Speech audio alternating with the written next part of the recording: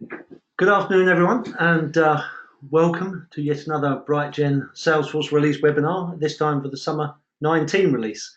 I'm here as usual as assistant, sidekick and general dog's body to our resident career techie, Salesforce guru and MVP, Bob Buzzard, also known as our Chief Technical Officer, Keir Bowden. Keir has poured over all of the 503 pages of the Summer 19 release notes, so you don't have to, unless of course you are as mad as him and you want to, and he's extracted all the highlights for you as per normal. For our regular customers, the usual rules apply. For those of you who are joining us for the first time, as Keir goes through his presentation, if you have any questions, please use the chat or questions section of the webinar console to pose these. I'll collate those and then Keir will endeavour to answer these at the end of the session. Your mission people will be to try and catch him out by asking him something he doesn't know. On the rare occasion that he doesn't know something, he'll find out and post that later. So without further ado, here he is, the man himself, the buzzard that is Bob, Keir Bowden. Thank you, Clive. Your intros, like the Salesforce functionality, just get better and better as time goes on. Thank you.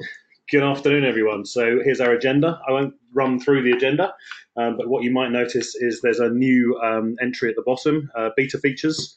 So there's some interesting beta features in this release, as there are in most of them. So we're going to tell you a little bit about those, but we'll caveat things quite heavily because obviously beta features do come with some restrictions, to say the least. So moving straight on to our first topic, as usual, it's fond farewells. What are we saying goodbye to this time around? Customizable forecasting is scheduled to retire in summer 20, so that's in a year's time. Everyone is encouraged to migrate to collaborative forecasts by then, otherwise you won't have any forecasts. Same applies to original territory management, that retires in a year. There is a Enterprise Territory Management 2.0.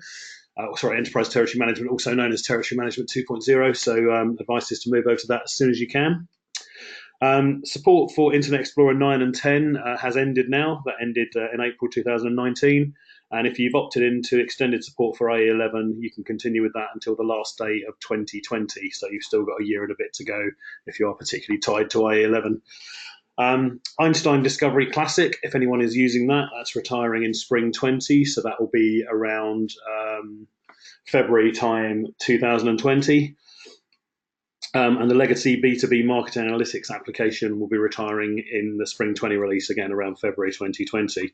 If you're using this, follow the short link for instructions on switching to the new B2B marketing analytics application. Must take them quite a long time to come up with that name, I reckon, Clive. Old and new. Well done. So the Force.com IDE is retiring in October 2019. It's been a faithful friend to me throughout my 10 years with Salesforce, but it's had its time.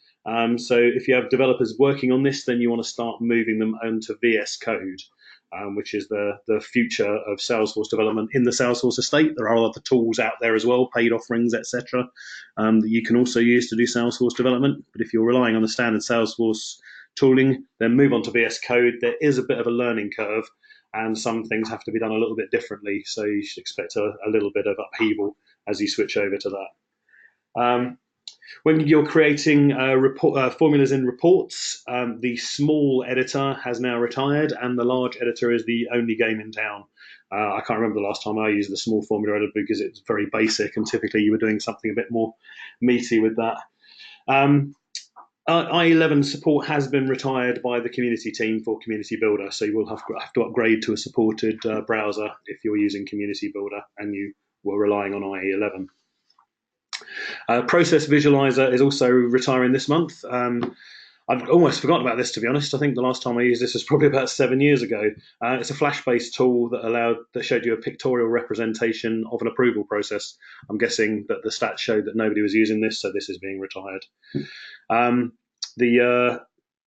The Swing Flow UI. So you might probably know this better as the desktop flow builder.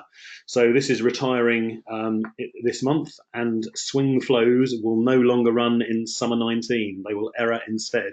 So you'll have to recreate your flows in Lightning Flow Builder. And Cloudflow Designer will retire in the next release of Salesforce in winter 20. So that will be probably around October, November time, I would have thought. So it's been disabled since the spring release, I think, but you can re-enable it for a couple more months. Again, the advice is to use the Lightning Flow Builder instead. The Cloudflow Designer, I think, is the old Adobe Flash driven version, which has certainly been superseded by the Lightning Flow Builder. And I'm going to do this one more time, field history retention, just for anyone who hasn't been at the previous 2 webinars. So this now is in place and has been in place since Spring 19 went live. They did say that there would be some availability of data just because they were using a script effectively that rolled its way through the database, and it would take a while to get there. But I'd imagine most of that data has been removed now. So basically, field history tracking data will be available for 18 months via the UI, 24 months via the API, and that's it. After that, it will be deleted. Unless your org was created prior to June 2011, so unless you've been around for quite a while, or you have purchased the Field Audit Trail add-on.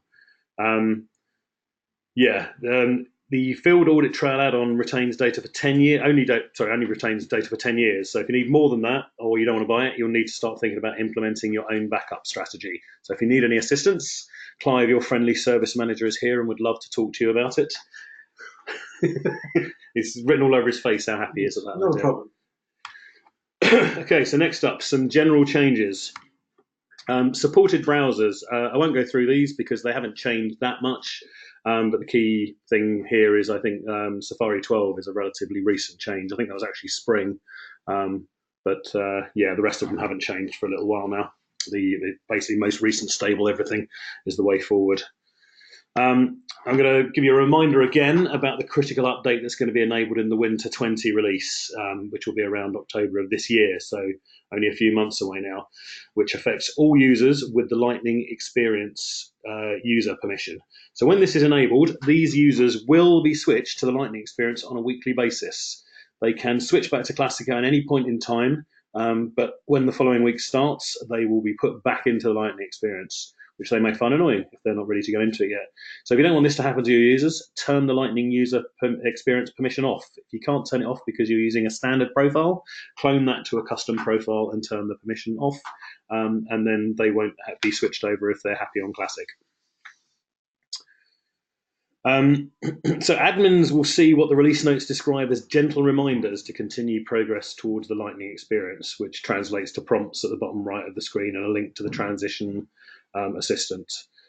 You can turn these off through the user interface setup menu. And also a change on Lightning Experience with regard to turning it on. As of now, as of Summer 19 rather, if you enable Lex Lightning Experience, you won't be able to disable it. That doesn't force all your users over to it or anything like that. It just purely means you can't untick the box effectively to disable it completely. So I wouldn't have thought that would have any major impact to anyone. The Lightning Experience Migration Assistant has been replaced with the Lightning Experience Transition Assistant. So this is now your central hub for all recommended activities, tools, and resources for a successful transition. The transition process has been broken up into 3 phases with associated steps to complete each phase. And the readiness check has been enhanced with a new section on Report Builder. So if you're considering rolling out Lightning Experience, that's the place you want to start. And again, you probably also want to talk to your friendly service manager about that if you're considering it.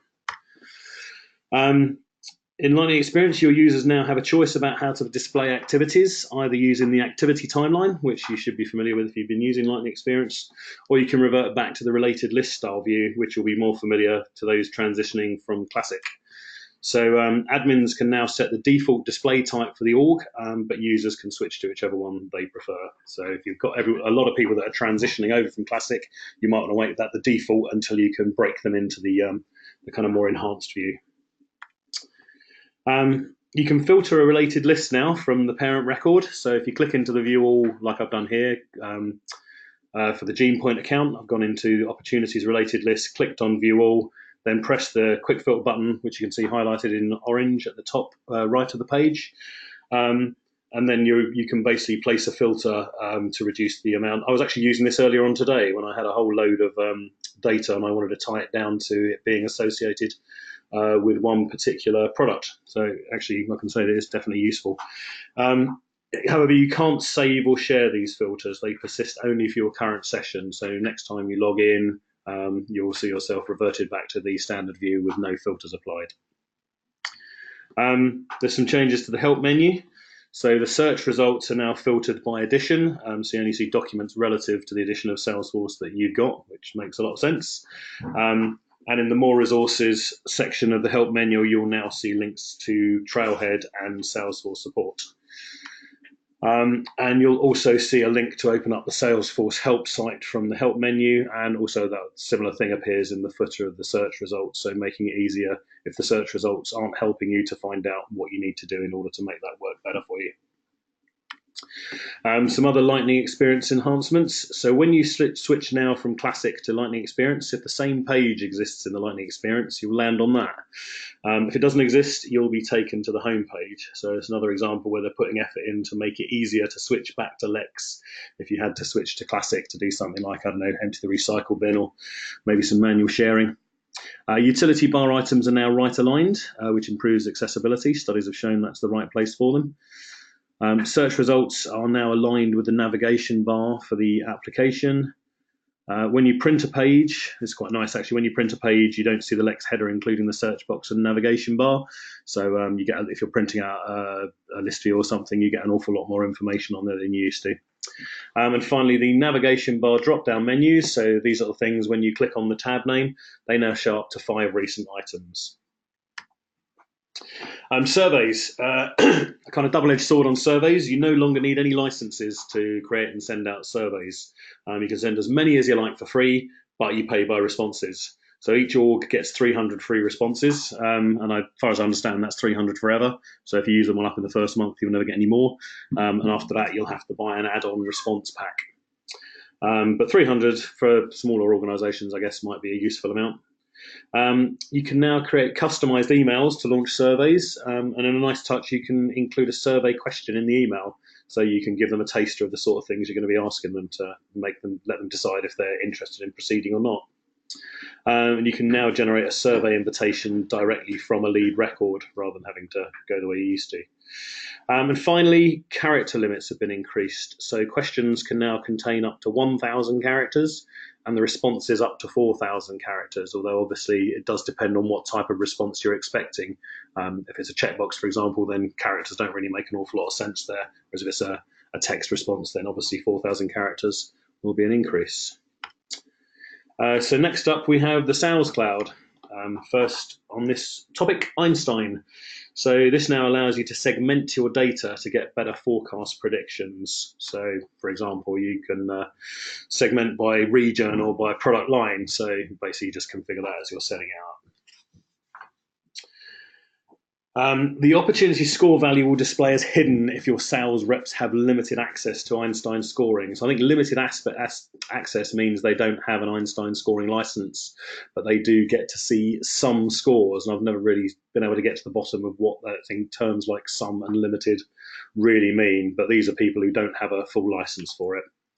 The final one on Einstein, which I think is probably quite an important one, is the introduction of global predictive models. So at the moment, the way the predictive models work is they look at your data.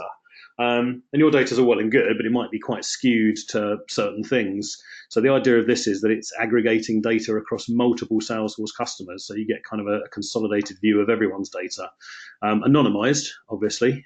So it's not going to show any details about your data. It's just being used to figure out trends, etc., just from a much larger data set than you could provide on your own. So in summer 19, the data it starts to be gathered, but no models will be built, and you will be able to opt out when this comes along if you're worried about your data being used in this way. I guess if you opt out of your data being used in this way, you're probably also going to opt out of using the global predictive models. So it might be that you make a bit of a trade-off there, I guess. Einstein activity capture, smart email matching has been retired, and this is an example of something that didn't make it out of beta, which is why it wasn't in our fond farewells, because it was never properly live.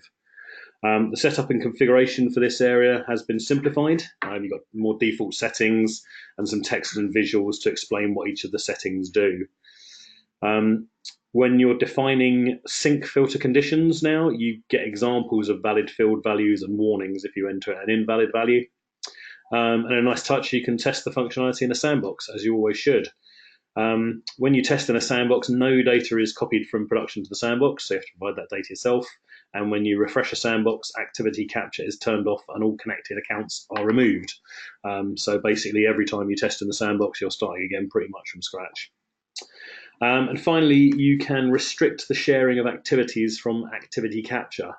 So basically, you can share it with nobody, or you can share it with everyone, but you can also define what everyone means. Everyone can mean all users in the org, or you can limit it to only users with Einstein activity capture licenses. So a bit more granularity there, a bit more flexibility.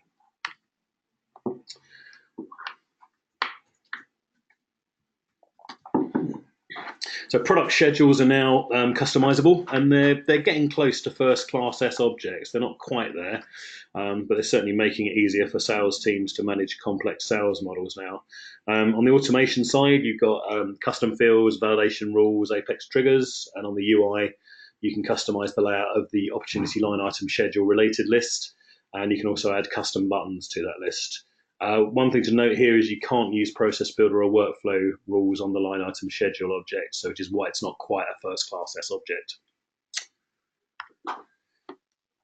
Collaborative forecast. So the forecast page, you can tweak this to make it a little bit more usable. You can choose to wrap or clip text in the opportunity list, and also to adjust column widths by dragging the little sash that's highlighted there with the number 2 next to it. Note this doesn't persist across sessions, a bit like the related list filtering. Next time you log in, you'll revert to the standard clip text and standard width columns. And there's also some new actions in there, so you can edit, delete, or change the record owner without leaving the forecast page via the new actions drop-down button. Next, something that I think Salesforce are probably going to cop a bit of flack for, celebrations. So this is virtual confetti, basically, that comes over the page when a path hits a certain point. I'd imagine some people are looking at this slide and thinking, I hate this on first sight. It's not on by default. You would have to enable it. You'd have to take action to make this happen. So if you don't like it, rest assured you won't see it again after we move off from this slide. So it could be worse. As I say, virtual confetti, Lightning Experience and the Salesforce mobile app, and it's when a path reaches a certain stage. So if you do enable this, you can also control the frequency, so it doesn't have to happen every time. As I say, I think Salesforce are probably going to cop a bit of flack for spending time on this when there's maybe other things that they could have been focused on. But that said, they've had this on Trailhead for years, so I'd imagine it's a very simple thing to implement. Didn't consume much time and probably trying to have a bit of fun, but we'll see how the world reacts to this, I think, when it goes live. Could be interesting. Opportunity contact roles, they're now simpler to set up in the Lightning Experience. So all of the contacts from the account are pre-populated. You just select them from the list and edit their role. And there's also separate dialogues. So the dialogue you can see there is for adding, and when editing, the primary contact will appear if you've defined it, and there'll just be a list of the opportunity contact roles that you've added for you to click on and do something with. Some changes around email. So you can now add images directly to emails in the Lightning Experience. You do have to upload these images or link from an external website, so you can't copy paste an image in like you can in something like Gmail. Your reps can have a bit more flexibility about how they send emails, so they can choose which email tool opens when they click on an email address, either the Salesforce Composer or their standard email application, Gmail, Office 360, whatever, Outlook 360 rather. In global actions, you can mark the two CC or BCC email fields as read-only, which means that when a user takes a global action to send an email, they can't change who it goes to. It can only go to, I guess, people associated with the record. And finally, you get a clearer message for bounced emails, bounced email messages, so it should be easier to understand what happened when an email didn't make it to the recipient. Next, we have email templates. Enhanced letterheads. They allow you to standardize the header and footer template information. You create these in the rich text editor, or you can paste custom HTML in if you've already got something, and you can add merge fields, images, and links to that template. Email templates now support images. It's subject to the same rules as images in emails, so no copy paste. You have to upload or link to something already on the internet. The existing letterheads have been renamed classic letterheads. There's obviously been the pattern for quite a few things now as there's new variants come into Lightning experiences. Feature parity, or even better, is achieved, then the original one is renamed to classic variants thereof, and hopefully people don't use it going forward. When you're using an email template in the Sales Console, you can now see the entire thing. Previously, some of the information used to get cut off. And finally, agents can no longer use save or save as to create new email, to change email templates or create new ones from your templates. So this ensures that your templates stay on brand and that people don't produce their own version with a slightly different message to confuse customers. Next up, activities. So for tasks, there's a new My Teams task filter available for the list views. Reps can choose whether they wish to receive email notifications when tasks are assigned to them, and you can now share task list views, whereas before they were private to you.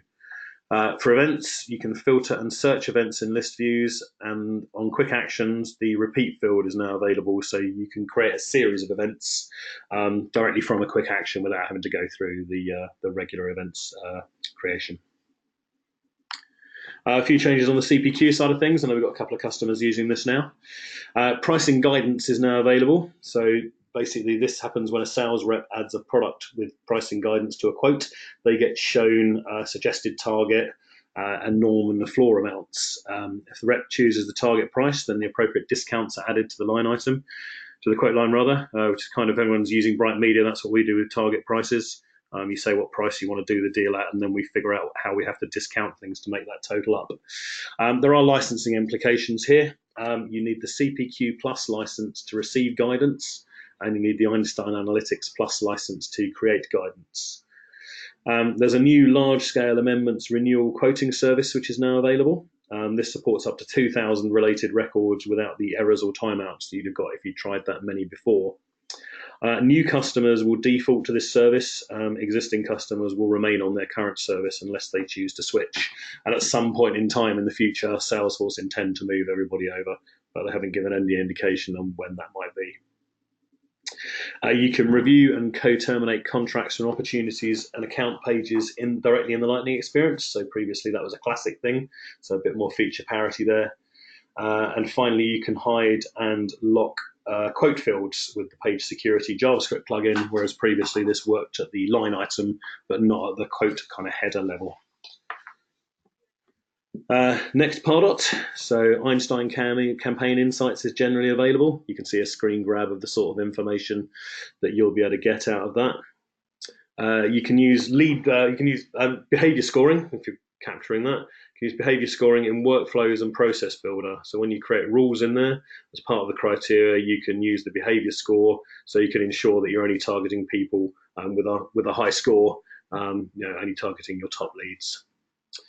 Engagement activities now appear in related lists by default on the marketing link, marketing form, and landing page records. And you can use quick filters on all Pardot related lists in the Lightning experience, which is referred to as the Pardot Lightning experience, because I guess it's specific to Pardot.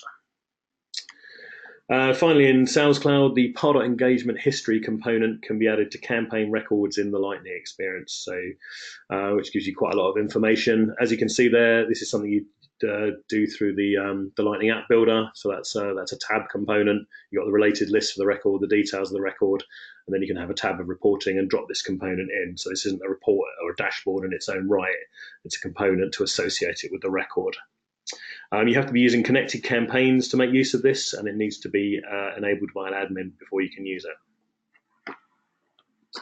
Okay, moving on to the Service Cloud. So first up, bots. You can now intelligently transfer bot sessions during conversations by overriding the default queue for chat buttons or the channel ID for messaging. You can also create rules that route conversations to agents in specified queues.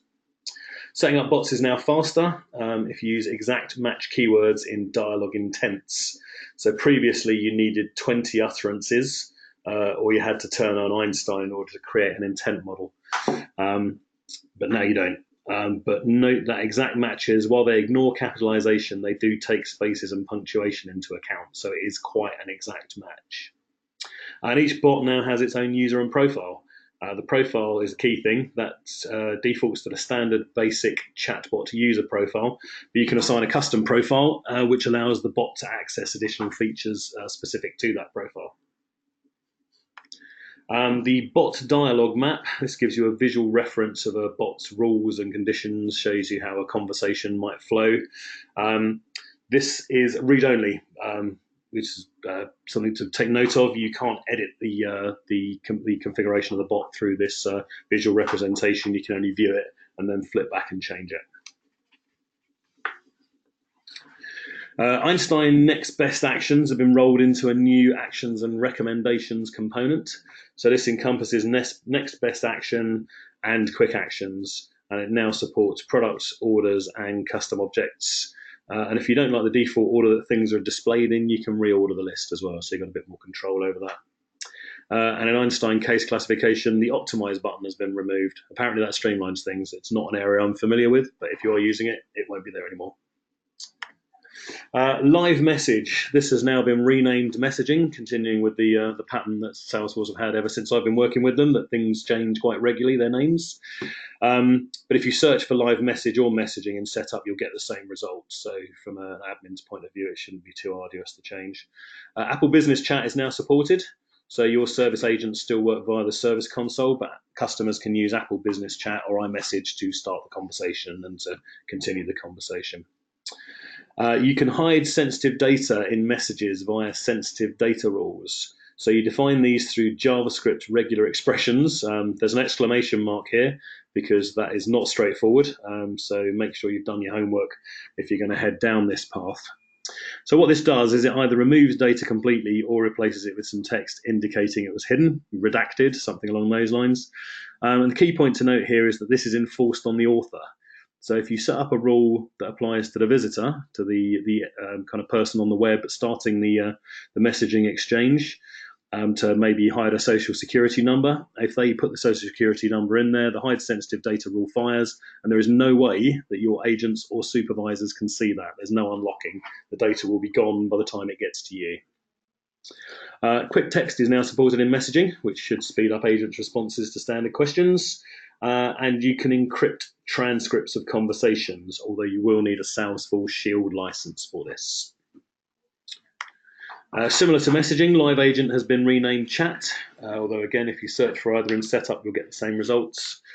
If you're a user of conversational conferencing, then this has been improved. Conversational conferencing allows you to see previous chats with the visitor. So if an agent doesn't have any access to any of those, they'll see a warning message. If an agent scrolls up and new messages are received, then a link with the number of new messages is displayed that they can click on. You see this quite a lot in sort of live loading news pages and things like that. You'll get a little prompt to say there's 4 updates and you can jump to see those. If they scroll away, then they can return to where they were via the return to selected conversation link. And to leave a conference, they just click the leave conversation link. And if they're the only agent present in that conference, it will be relabeled end conversation, because when they go, that'll be the end of it.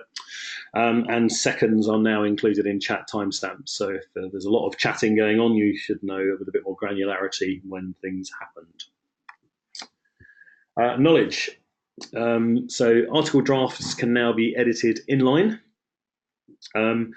Relationships in knowledge report types have been enhanced. So you build custom report types that use the relationships detailed here. I'm not going to read through them.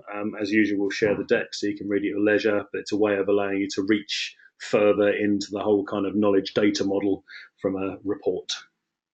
And you can now search articles from any object using the add knowledge component to an object's record page using the Lightning App Builder. So much like we showed the Pardot engagement dashboard appearing on a tab, you could have the knowledge component appearing on a tab as well.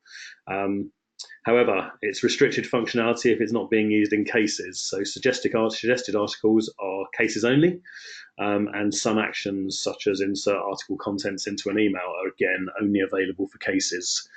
And finally, you can paste images directly into article-rich text fields. You don't have to upload them anywhere like you do with emails, for example. There's been some strides towards feature parity with classic knowledge. Again, I'm not going to read through them all, but it's definitely heading in the right direction. So if you've been holding off switching for any of these reasons, then maybe it's time to reconsider. You can now create knowledge-specific actions and knowledge-specific global quick actions. And finally, knowledge lookup capability has been enhanced so that an article can be the parent in a master detail relationship. You can cascade delete if they're related via a knowledge article via a lookup, and you delete the knowledge article. Article-to-article lookups are now supported, and much like you've been able to for a while, when you're in the lookup dialog, you can create a new article at that point. I know that the whole creating a new record from the lookup dialog was considered very tainted because it didn't apply things like validation rules, as far as I recall, and didn't enforce required fields. This one, I don't know if there'll be similar issues. So if you're considering using this, then definitely test it out in a sandbox first and make sure that it doesn't leave you in a situation where you might get incomplete articles. Next up, omnichannel routing. So you can now mark routing skills as additional, which I would say additional equals nice to have. So basically, if you mark something as additional, then after a certain amount of time, no agent has been found to take the request, then the additional skills get dropped, which widens the net. A bit like surge pricing with Uber, I suppose. Drop the additional skills, widen the net, more agents should be able to pick up that call. So basically, you get the customers to the best available agent as quickly as you can without them having to wait until someone with maybe a very rare skill set becomes available. Supervisor now allows queues and skills for agents to be changed on the fly to respond to support requests. So as a supervisor, if you can see things backing up, you can tweak the configuration to allow more agents maybe to get involved. This isn't on by default, though. You have to enable it through supervisor settings. When you log into Omnichannel in a new tab or window, that logs you out of any other open tabs, which could potentially end conversations midway through. So you can now configure a prompt to be displayed before the agent logs in to remind them that this might happen. It won't stop them doing it, and it won't tell them where it is, but it'll at least make them think about it. And finally, you can route work items based on skills via a flow if you struggle to write Apex code. Next, cases. So you can now see the files attached to emails on the files related list for a case. So previously these showed up in attachments, and attachments in the Lightning experience aren't really a good combination. The advice from Salesforce is to move to files, so they've heeded their own advice here, which is good. You can attach files to a case email more efficiently via the file selector now. So this will allow you to add multiple files at once, and it'll also stop you finding the same file and adding it multiple times. And when you've attached an email, again, all of the files attached to it will be shown in the related files list. For more feature, a little bit more feature parity, you can now view case milestones in the Lightning experience. And finally, in Service Cloud, a couple of agent productivity improvements. You can now, this one's quite nice, I think. You can now add conditional instructions to macros. So the instructions are only executed if the expression evaluates to true. So in this example, screen grab here, the instruction is only executed if it's a new higher priority case or the case is in violation of the SLA. So yeah, I think that adds quite a lot of power to the macros, being able to have some conditional behavior in there. And if an agent is searching for a quick text item to use, the search now includes the body. So if they can remember a few keywords from the body, they'll be able to find it, whereas previously it only searched the titles.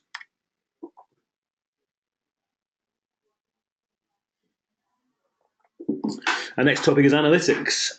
Another nice feature, conditional formatting is now generally available.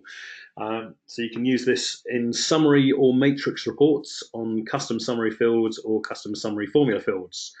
You can apply up to 5 formatting rules, and you can specify up to 3 bins, buckets, whatever you want to call them, per rule. So in the example screen grab here, I've got 1 rule applying to the amount subtotal summary field, and the buckets are, the bins are, anything under 200k is displayed in red, 200 to 750k is displayed in yellow, and over 750k is displayed in green. And you can use standard, or you can pick custom colors if the standard colors don't float your boat. Report table search. So this allows you to search inside a tabular, summary, or matrix report and see fields and headers that match the search term highlighted in yellow, as you can see there. You can include alphanumeric and special characters, but it only searches the records rendered.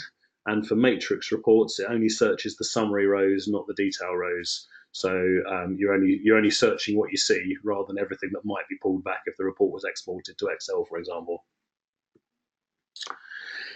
You can now create, edit, and delete summary formulas directly from the fields pane. After you remove a summary formula column from the report, it gets stored in the fields pane in case you want to use it again as well. It's quite nice. Other enhancements in reports, you can create historical tracking reports in the Lightning experience. Again, more parity with Classic.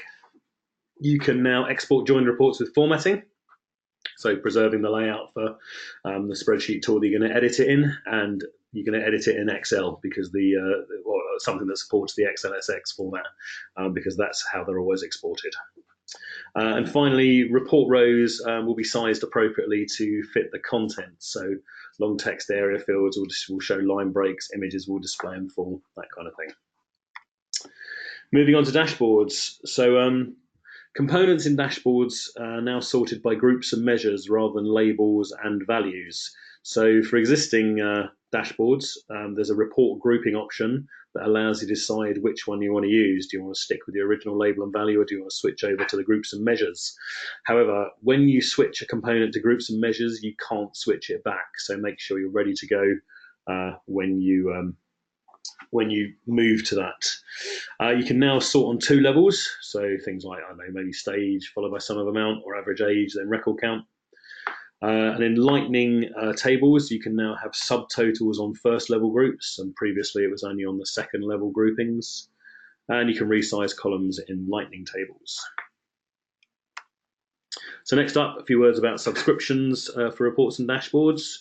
So notifications when report conditions are met can now contain just a summary of the conditions, or the summary plus the whole report, depending on how much information your users need when that happens.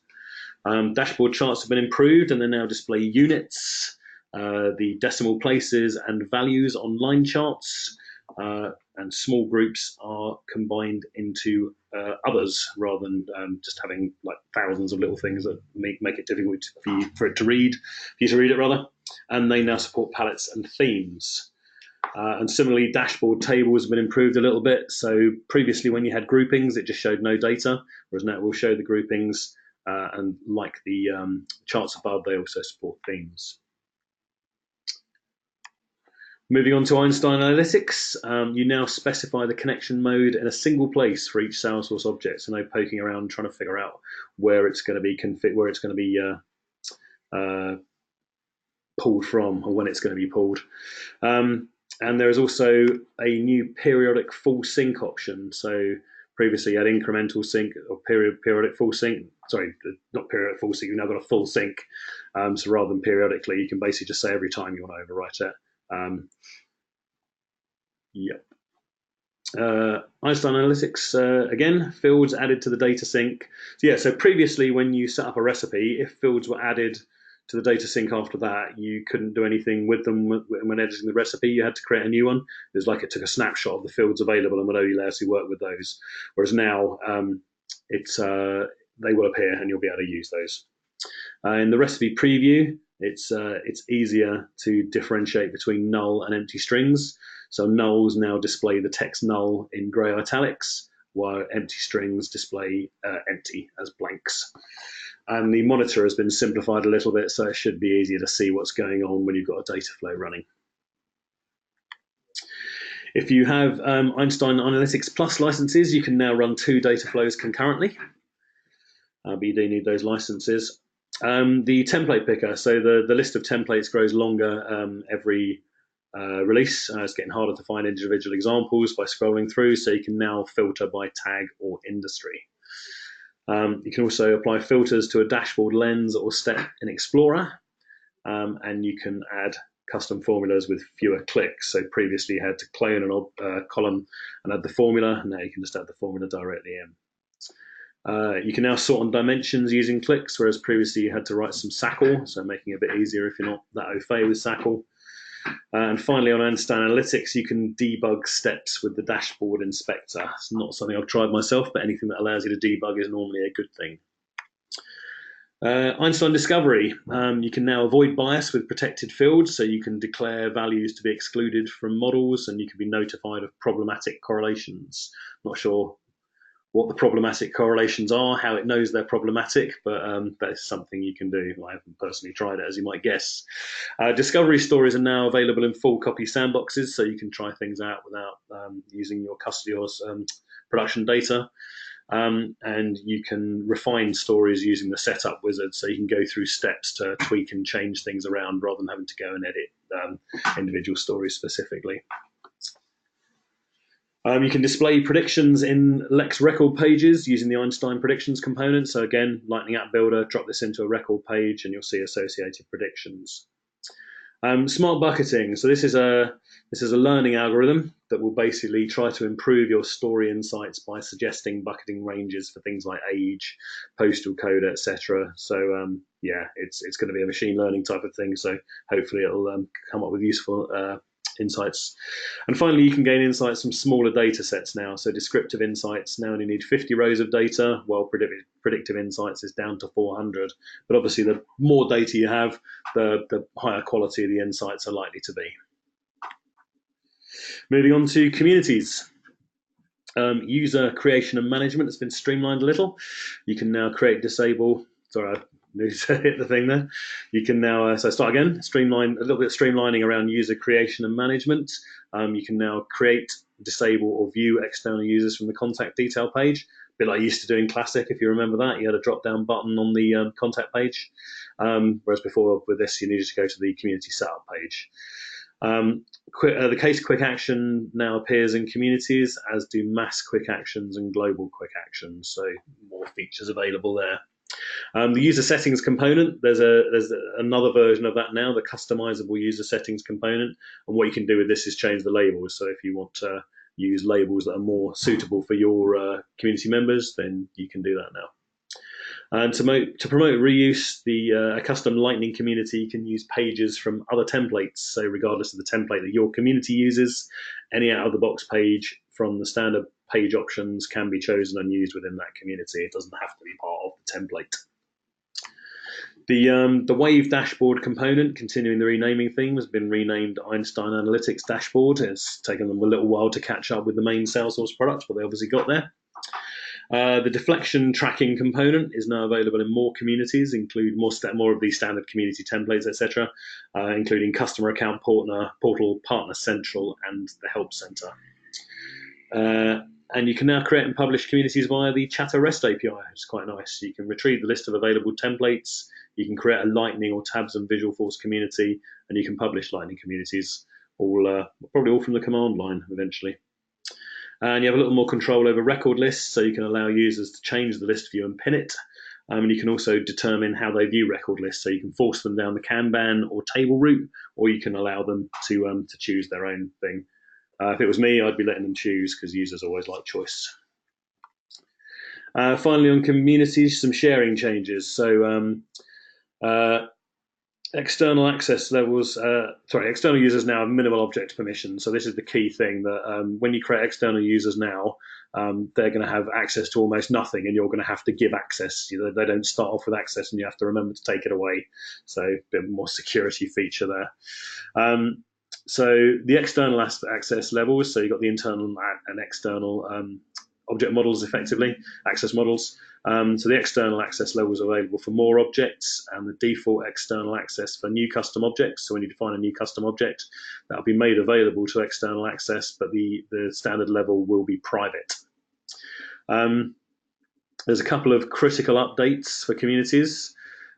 So the external org-wide default will be enabled for all orgs, and the API enabled permission will be turned off for all standard and cloned external profiles.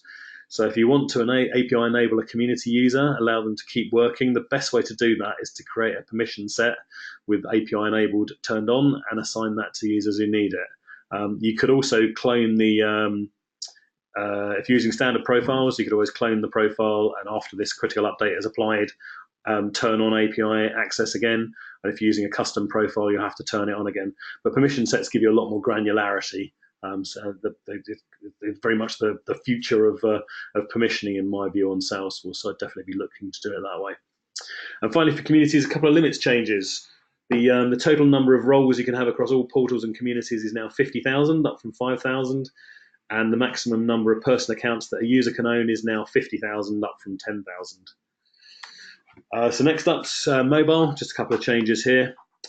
There's a couple of Lex feature parity items that made it into the mobile app. So path with leads, celebrations, and the repeat field on event quick actions.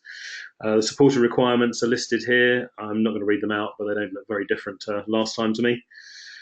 Push notifications are no longer sent to inactive users, whereas previously you had to manually delete the push registration after the refresh token was revoked. You no longer need to do that. And finally, you can send custom notifications to Lightning Experience or mobile users via the process builder. If you want to see the details around that, I've written a blog post at the short link shown, which has some an example process builder in it. Moving on to customization, our last section, well, almost our last section actually. We've got the beta stuff to do as well. So some changes around process automation. Process builder processes that contain warnings won't save. Previously, you could ignore the warning and deal with the problem when you activated it. Now they will not save. And you can now reference custom metadata type records in Process Builder. So a bit like custom settings, if there's a value that's likely to change, push it out into a metadata record, change it there rather than having to do anything, deactivate, create a new version of the process and all that good stuff. You don't need to do any of that if you can move that data into custom metadata type. For flows, when a web call is carried out, you can now process the JSON that is returned without needing to switch out to Apex. The time that a flow started is captured in the $flow.interview start time. You can create flows from templates rather than creating from scratch each time. So if you're creating a lot of flows, a lot of similar flows, that's probably something that's going to be really useful. And something else that's useful is you'll only see usable elements, resources, and components in the palette. So if you're creating an auto-launch flow, you won't see any UI components that you can't use, which will be nice. The Lightning Flow Builder has a few enhancements. So it's got undo, redo, and duplicate buttons to make editing a little bit easier.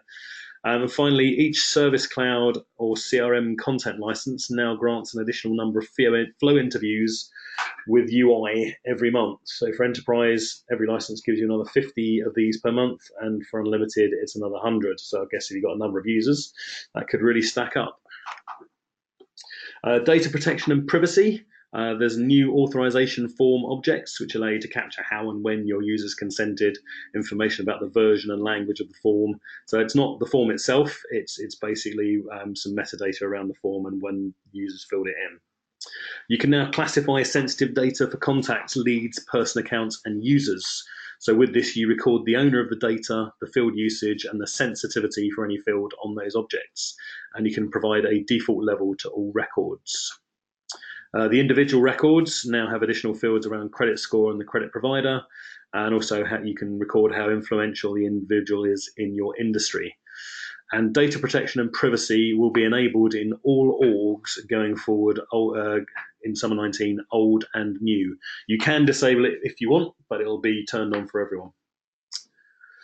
Next, a few setup changes. So I don't know how many people were aware there was a hard limit for the total number of objects you can have in the org. That's been raised to 2,500, and that's your objects and any that have been installed from managed packages.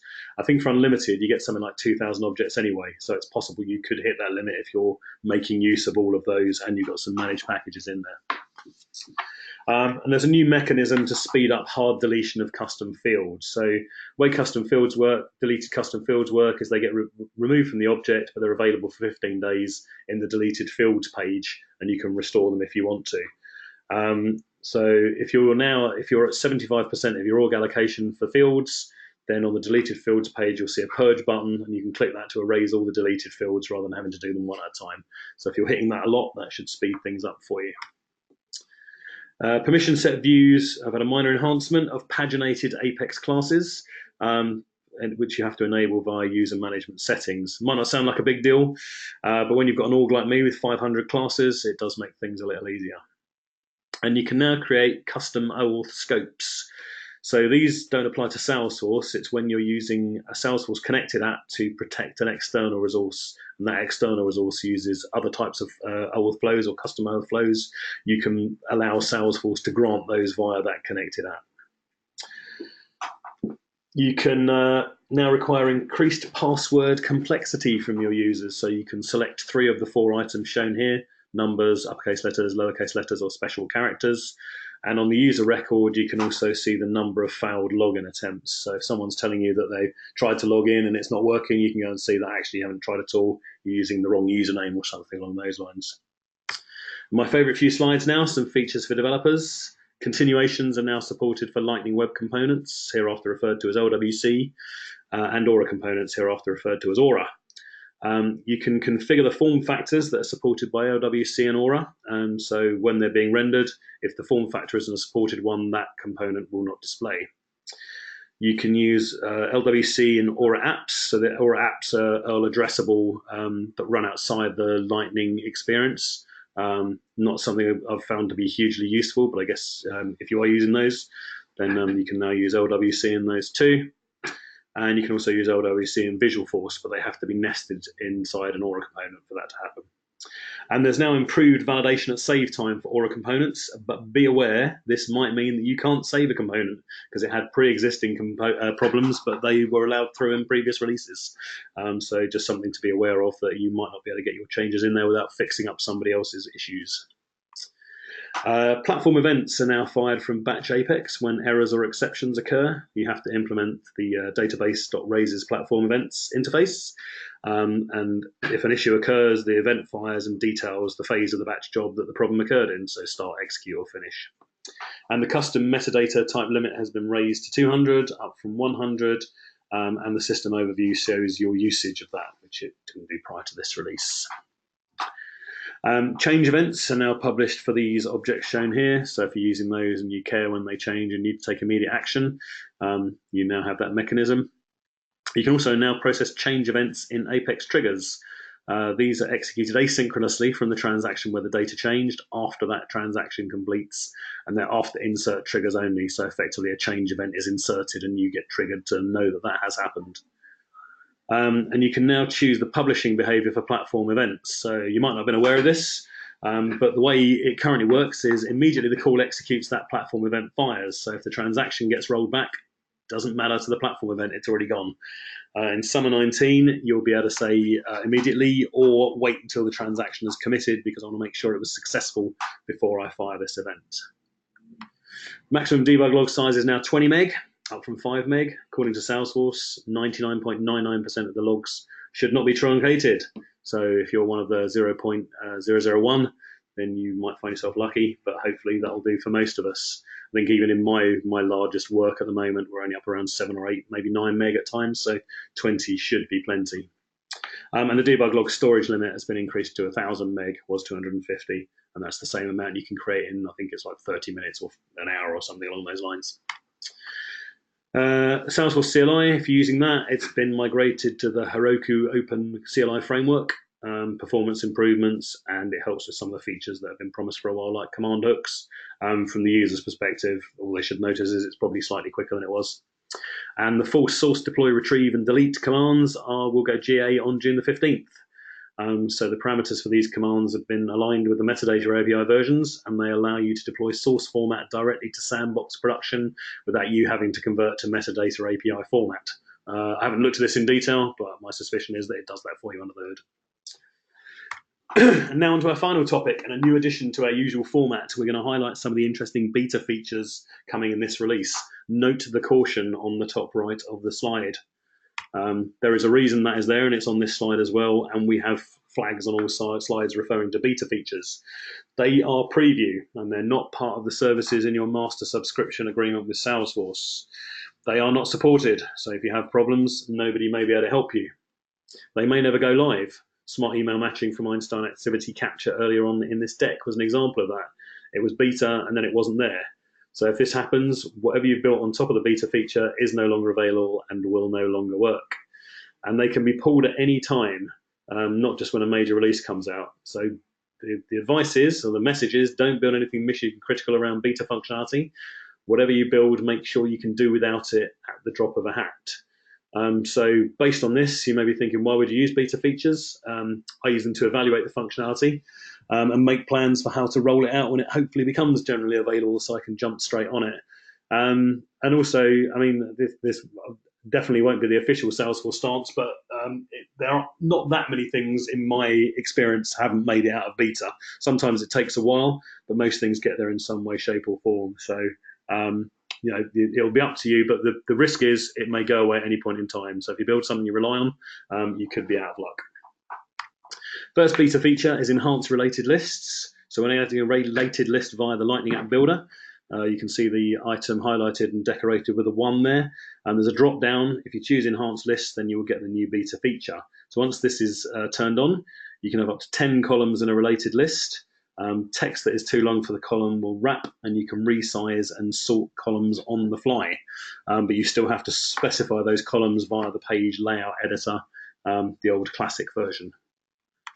The next one, which I think is really cool, is prompts. So this allows you to define either floating, shown on the left-hand side, or docked, as shown on the right-hand side, information panes. Floating prompts can be shown top or bottom and left, center, or right-hand side, so you've got a grid of 6 effectively. And you can include a button that links to a URL where the user can learn more, Trailhead module in this case.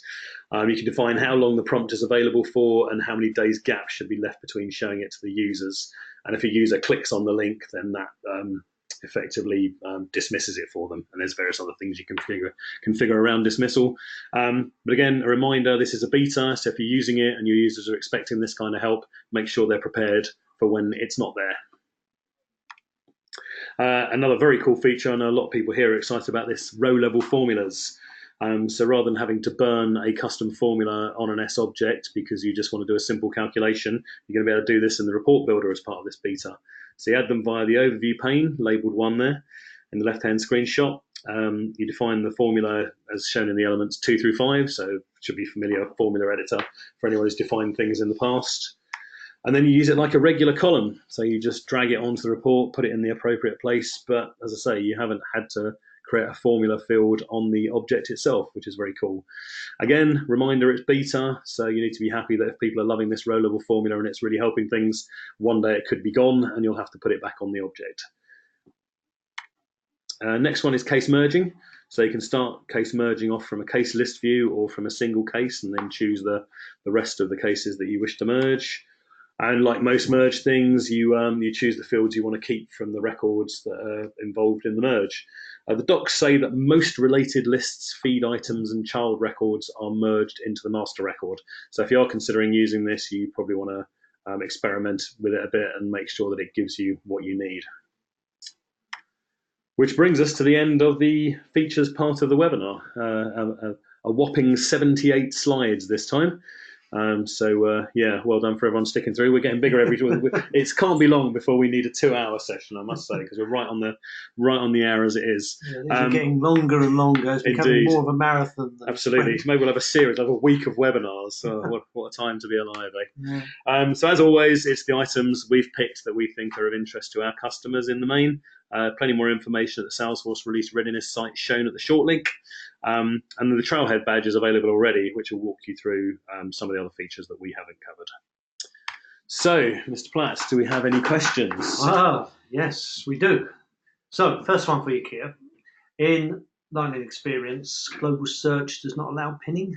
You said earlier that search results are aligned to the navigation bar. Does this mean that you can control the order of the global search results? I don't know about controlling the order. They'll be aligned to the tabs. So when you search, it will show you the results for the tabs in the application, as I understand it. I haven't seen anything around controlling the order, but I will go and dig a bit deeper in my pre-release environment and see if there's anything that can be done around that. Sure. Okay, cool. And here's a question that I'm very surprised hasn't been asked way before now. So why, Mr. Bowden, are you known as Bob Buzzer? So this goes back to a TV show in the 1980s called A Very Peculiar Practice, which was set in a university medical centre. One of the doctors was Dr. Bob Buzzard, wanted people to call him Robert, no one would. Everyone called him Bob, which he hated. He was very self-absorbed, very narcissistic, very unhelpful, not a team player. That's just always a bit of a hero of mine. I've always modelled my life on his. And that's always been my screen name for like 30 years. I've always used Bob Buzzard as my screen name, and it's never taken off anywhere and then, until I got into Salesforce world. So I've had to adjust to being called Keir or Bob, and I answer to both quite well now. So there we have it. We all know now. Okay. Well, that's the end of the questions. Marvellous. So just like to thank our audience for joining, where we hope that you found this webinar useful and informative. There's a lot to take in there. And if any of you have any feature or aspect of the release that you'd like to explore further, please feel free to contact us here at BrightGen. We'll gladly discuss whatever you would like to know in more detail. As I say, thanks again. If not before, we hope to meet you all again at our Winter 20 webinar. Yeah, pencil an entire afternoon for that one. We'll make a day of it. Batten down the hatches. We'll pack a lunch. Thank you, everybody, and take care out there. Thanks, everyone.